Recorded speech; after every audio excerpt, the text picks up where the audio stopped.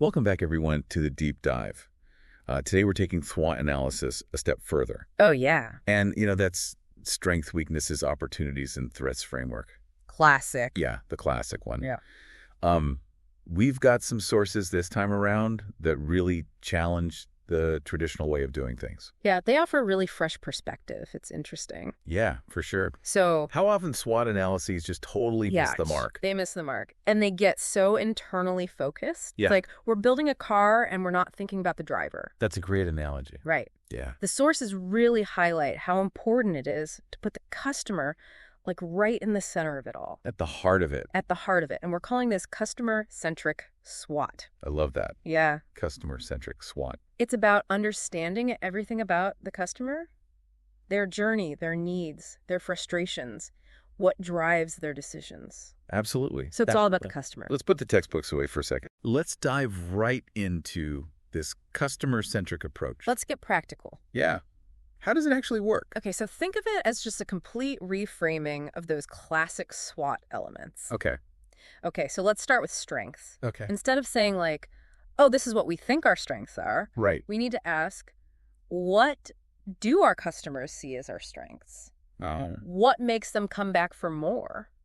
I like that. What are they raving about? Yeah. What are the benefits What are the features? that they just can't get enough of? Yeah. Okay, so we're aligning how we see ourselves Yeah. with how the customer actually experiences. Aligning the internal perception with Yeah. the external reality. Okay, so now weaknesses. Okay.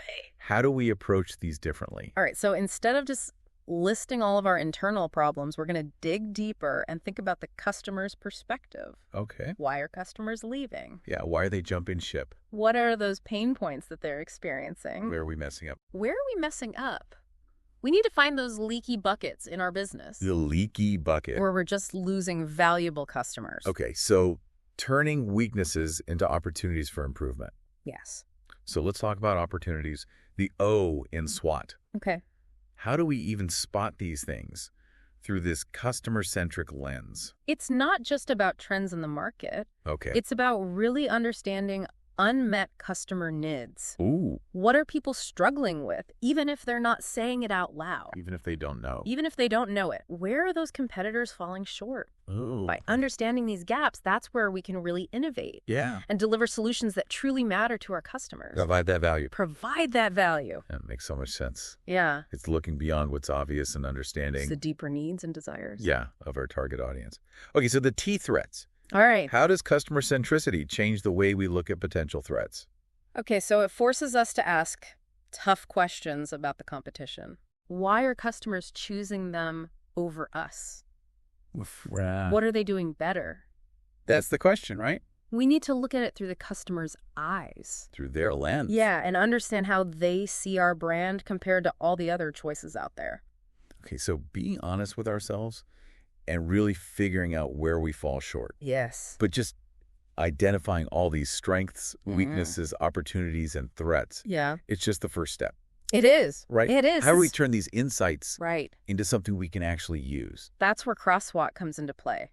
Okay. It's a way more powerful way to connect all these different pieces and come up with a targeted plan. Okay, I'm intrigued.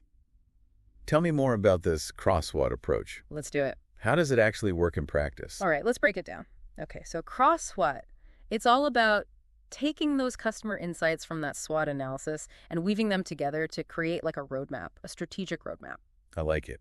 So we're not just making a list.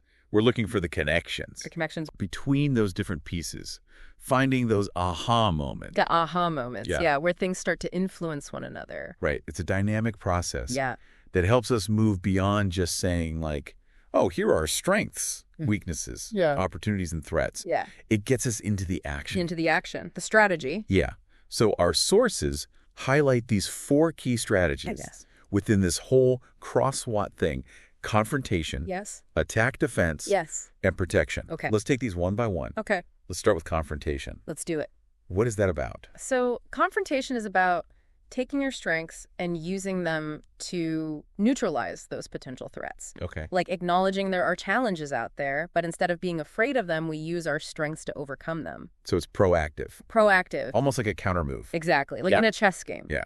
Yeah. So how does this play out in the real world? Oh, absolutely. So one of our sources talked about a music streaming service That was facing a threat from like short-form video platforms Oh, yeah. that were starting to use music in their content. So this is a classic example of how technology Disruption. can really shake things up. Yeah. So how did this music streaming service respond? Okay, so they didn't try to compete with video content head-on Okay. because that wasn't really their strength. Right. They decided to focus on what made them unique. Okay. Their huge music library and those awesome recommendation algorithms. Yeah, they got those nailed down. Right? So they doubled down on personalization, creating curated playlists and radio stations. Based on people's tastes. Based on your taste. Okay, so they use their strength in music curation to combat that threat Yes. of video content. Keep people on their platform. Keep them listening. Yes. That's clever. Yeah. Okay, what about attack? Attack. What's that all about? So attack is all about seizing those opportunities. Yeah. Using your strengths. It's about spotting a trend or a gap in the market and using your advantage to go for it. Okay, so we're being opportunistic. Opportunistic. We're striking while the iron's hot. Yes. What does that look like in real life? Okay, so there was the sustainable clothing brand in one of the sources. Okay. And they were growing so fast. Wow. And they had a great reputation for being eco-friendly and ethical. Okay. But they noticed that people were really wanting sustainable activewear. Interesting. So it's a very specific customer need So specific. within this larger market Yeah. of sustainability. So they decided to leverage what they were already good at, their sustainable materials and ethical production, to launch this new activewear line. So they already had a loyal customer base. Yes, people who really trusted their brand. So it makes sense I felt natural. to expand into this new category. Exactly. Okay, so they're capitalizing on that market opportunity, Yeah, but also using their existing strengths. exactly. Brilliant. All right. Defense. What that one? Defense. Okay, so defense is all about using opportunities to actually minimize your weaknesses. Oh, interesting. So you're recognizing you've got areas to improve. Yeah, we're not perfect. Nobody's perfect, but instead of being scared of those weaknesses, you find opportunities out there that can help you overcome them. So we're turning a disadvantage into an advantage. Exactly, like turning lemons into lemonade. Yeah, I love that. Our sources. Yes. What example did they have for this one? They used the example of a bookstore. A bookstore. Like a traditional brick-and-mortar bookstore Right. that was having trouble competing with these online retailers. Oh, yeah, that's a tough one. Tough one. These days. How did they respond? Okay, so they looked at their location as an asset, not a liability. Interesting. They turned their store into a community hub, Oh, wow. hosting author events, book clubs, workshops. So smart. They partnered with other local businesses to offer like coffee and snacks and gifts. They created an experience. An experience. Tough a vibe. That's something you can't get online. You can't get that online. That's brilliant. Okay, so they used their physical space Yes. to offer something totally different Totally different. from those online retailers. Exactly. Okay, so that's a defensive strategy. Yes. All right, the last one, protection. Protection. What's that all about? Okay, so protection is proactively dealing with your weaknesses to stop them from becoming big threats. Okay. Like thinking ahead, anticipating problems, and taking action to fix them Before they blow up. before they blow up. Okay, so it's like preventative maintenance. Preventative maintenance. Done it. We're fixing those cracks. Fix the cracks before the whole house falls down. What's the real-world example for protection? Okay, so one of the sources talked about a food delivery app, Okay. and they were growing so fast, Okay. but their deliveries were like all over the place. Inconsistent. Inconsistent. Yeah, you got to have that nailed down. Yeah, if they didn't improve that, it would hurt their reputation. Right. And customers would leave. In the world of food delivery, Oh, yeah. that reliable delivery is everything. It's everything. So how did they fix it? They knew that this weakness in their deliveries could be a major threat, especially with new competition popping up. So they took it seriously. Seriously, they invested a ton in optimizing their deliveries, Okay. partnering with more local couriers, Okay. and using real-time tracking. So customers know what's going on. Know what's going on. So they addressed this weakness Head on. before it became a crisis. Yes, Okay, that's a great example of the protection strategy. it is. All right, we've covered the 4 Cross SWOT strategies. Yes, Confrontation, attack, defense, protection. you got it. Each one has its own unique way of connecting the dots Yes.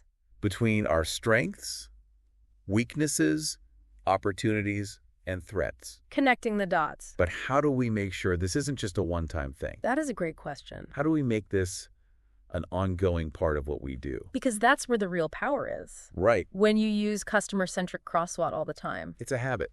It's a habit. Not a project. Not a project. It's a way of life.